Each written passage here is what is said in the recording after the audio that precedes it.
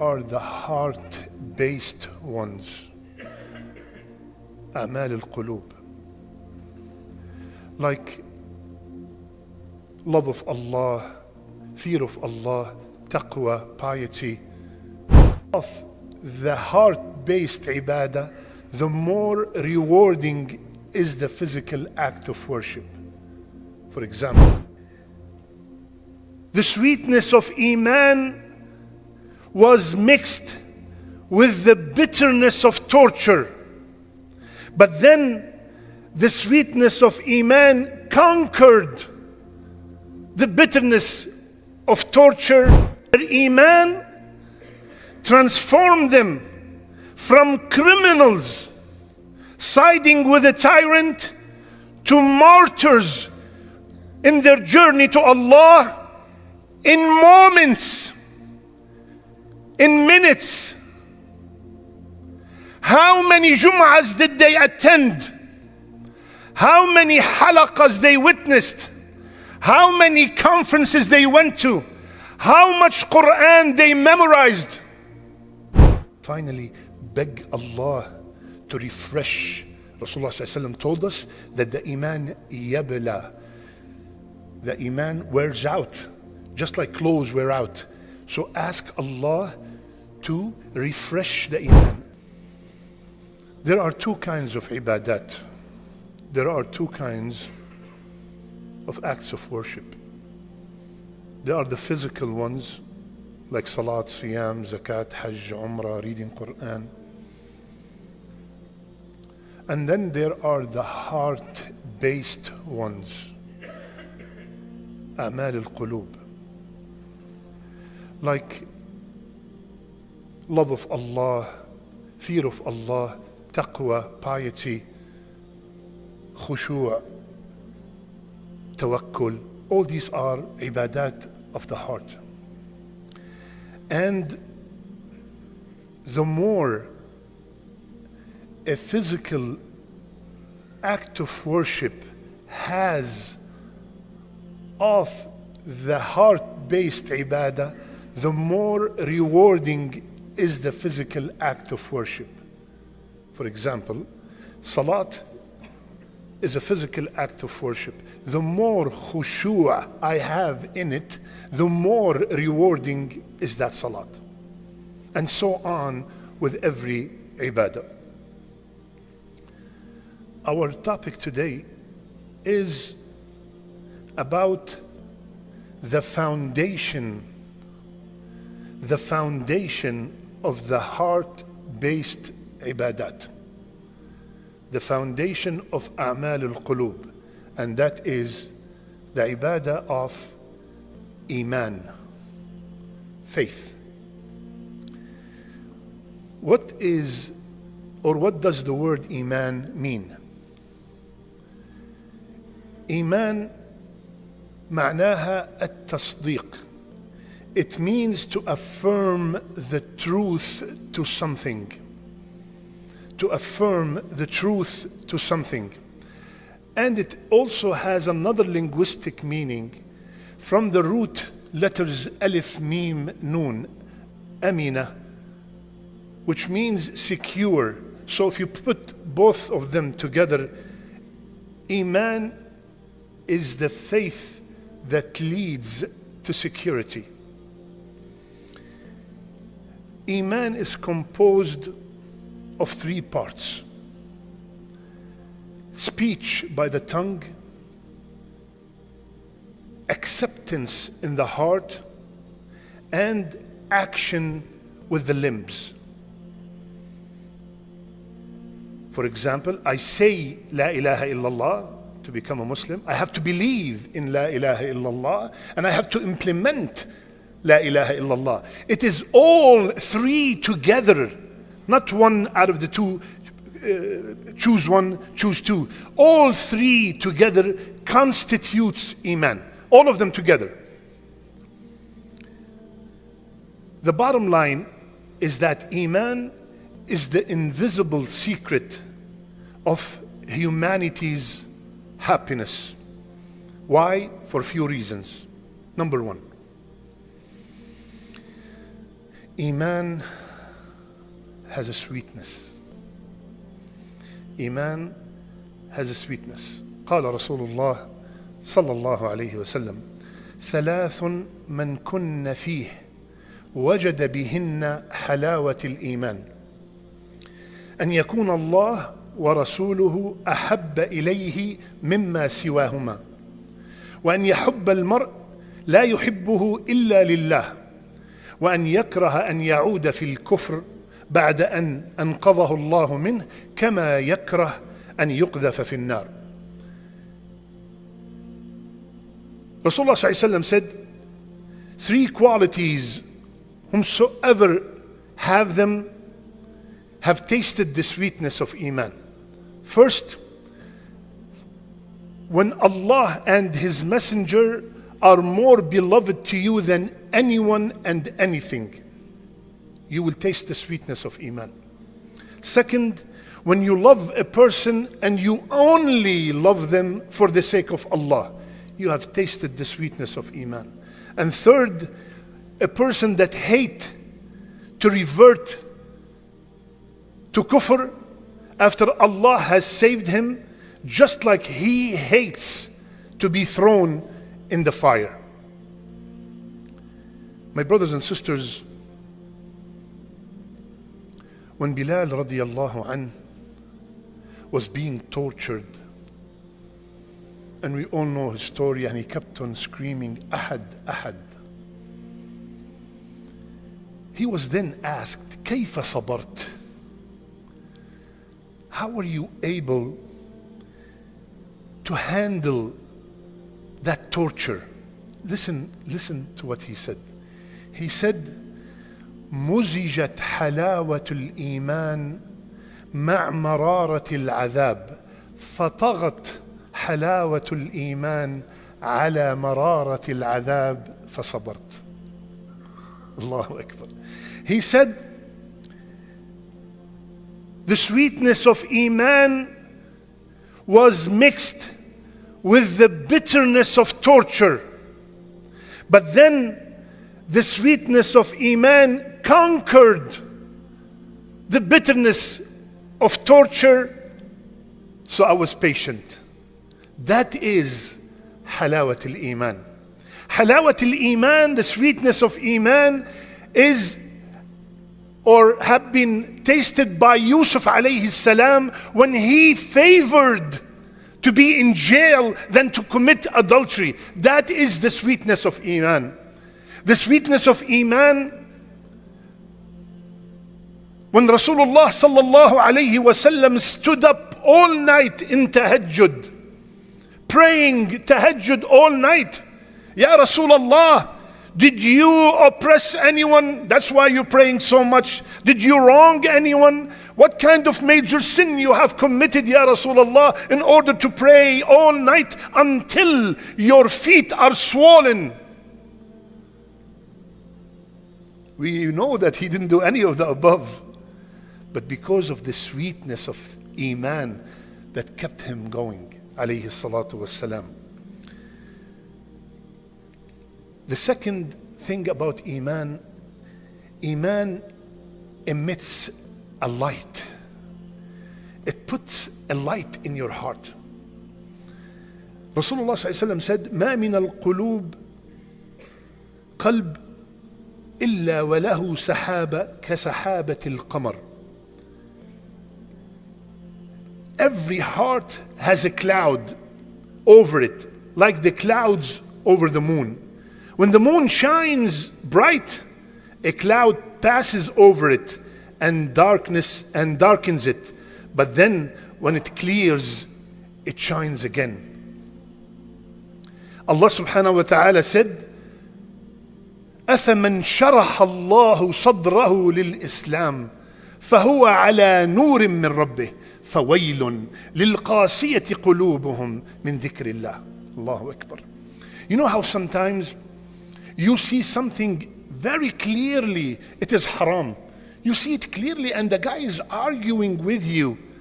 He does not see it, and he's arguing, no, it's not. Hijab is not a must. Allah did not say, حُرِّمَ عَلَيْكُمُ الْخَمْرِ. He said, اجتنبوه, stay away from it. And he wants to argue, and you're saying to yourself, Subhanallah, it's so clear.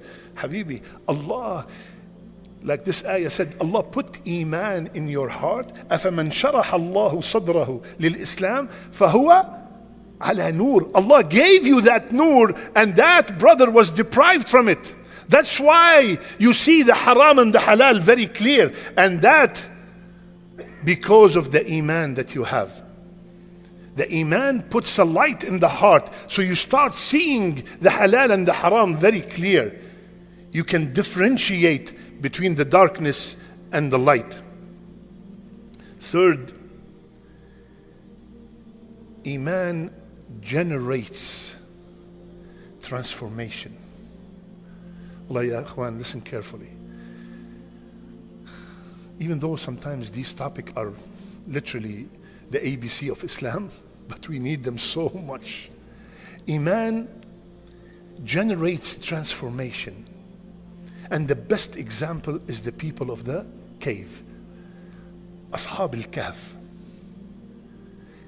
They left mansions, youth, left mansions and very luxurious life, and they found comfort and haven in a cave in the middle of nowhere. Why would you leave, like what we say now, the air-conditioned home and the 5,000-6,000 feet space and all that, and you feel like you are not happy, you're miserable in such a place, and you feel the comfort in a cave in the middle of nowhere that has nothing in it? That is when the iman enters the heart. Does not matter anymore the luxuries around you. They were ready to give up everything because they saw shirk being committed, and that is not pleasing to Allah Azza wa Jal, and they were convinced that no matter where we are is better than being among the shirk.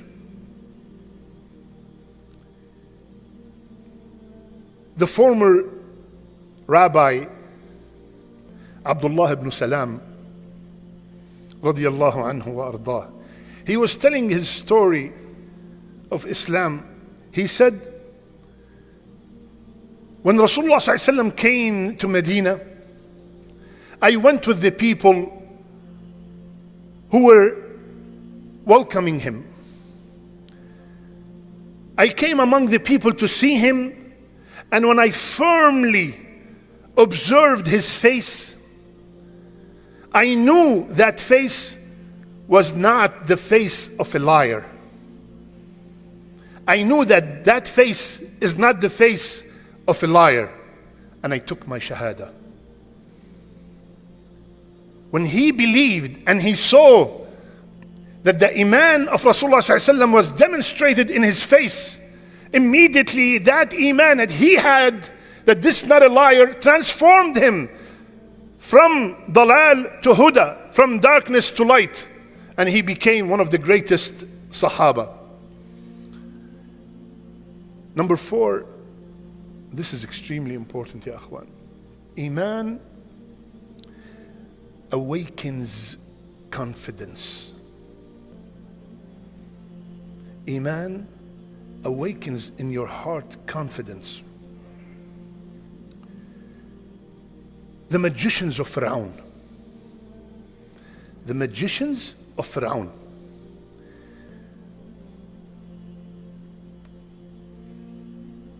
They went to Fir'aun after he asked them to come and compete with Musa alayhi salam. They said, Inna lana ajran in kunna nahnu al-ghalibin.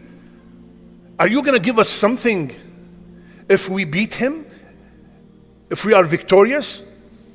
He said, Fir'aun said, قال نعم وإنكم لمن المقربين. Not only I'm going to reward you, I'm going to make you my right hand men.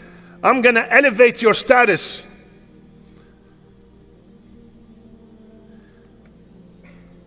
So they said, بعزة فرعون إنا لنحن الغالبون. Listen carefully يا أخوان. بعزة فرعون إنا لنحن الغالبون. By the honor and the glory of Fir'aun, we are definitely going to be victorious. طيب, moments later, when they witnessed Musa's staff, Musa alayhi salam's staff, exposing their magic, what happened? Iman ignited in them, the confidence in Allah, and they instantly declared, آمنا برب العالمين رب موسى وهارون. Instantly they said, we believe in Rabb al-Alameen, the Rabb of Musa and Harun. طيب, Fir'aun start threatening them. He's going to crucify them. He's going to torture them. What did they reply?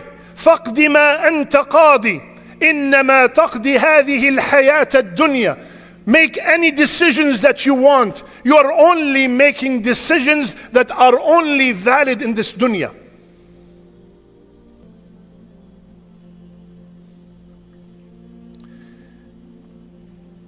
Their iman transformed them from criminals siding with a tyrant to martyrs in their journey to Allah in moments, in minutes. How many Jum'ahs did they attend? How many halaqas they witnessed? How many conferences they went to?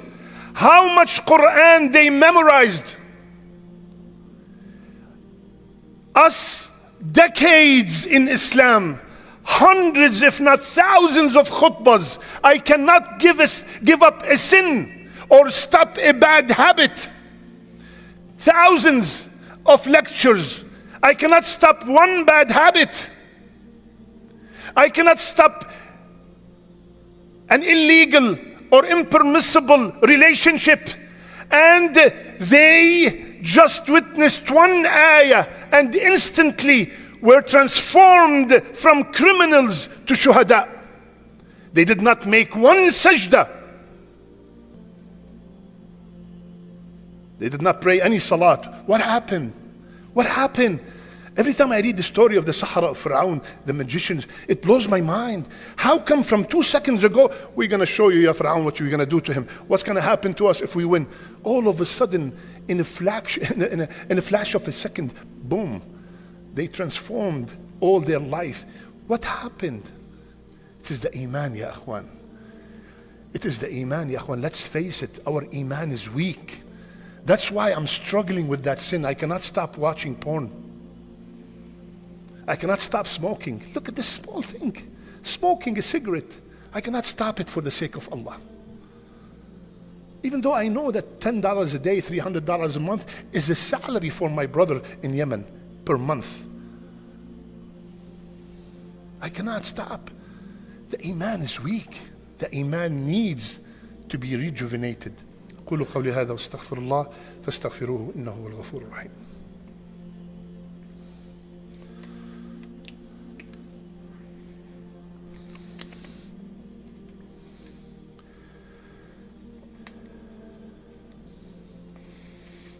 بسم الله وحده والصلاة والسلام على من لا نبي بعده. Iman, number 5, is the main comfort when we are going through calamity. ومن يؤمن بالله ما أصاب من مصيبة إلا بإذن الله ومن يؤمن بالله يهدي قلبه. No calamity takes place without the permission of Allah. And whomsoever have strong iman, Allah will give him rest and patience and acceptance of that musibah. Because they believe the more I believe, the more I know that قُلْ لَنْ يُصِيبَنَا إِلَّا مَا كَتَبَ اللَّهُ لَنَا. I believe nothing happens to me without Allah's permission. And I believe in the hadith that said, whatever is written to me is not going to miss me. And whatever missed me is not written for me. But brothers and sisters, a human being without iman is like a feather tossed by the wind. Never settles and does not recognize any destination. It drifts aimlessly, subject to the whims of the breeze, and rests only when the wind does. The lack of iman is the main reason of misery in our life, and the main reason for entering the hellfire in the hereafter. Just quickly, how can we strengthen our iman? Increase the amount of physical ibadat that are accompanied with ibadat of the qalb. Read a lot of Quran with tafsir. Surround yourself with the righteous company. Come to the masajid and listen and dedicate some time per week to improve your ilm. Read the biography of the Sahaba, of the true men that were around Rasulullah sallallahu alayhi wasallam. And finally, beg Allah to refresh. Rasulullah sallallahu alayhi wasallam told us that the iman yabla, the iman wears out, just like clothes wear out. So ask Allah to refresh the iman. Allahumma jaddid al-iman fi qalbi. Ya Allah, refresh the iman in my heart.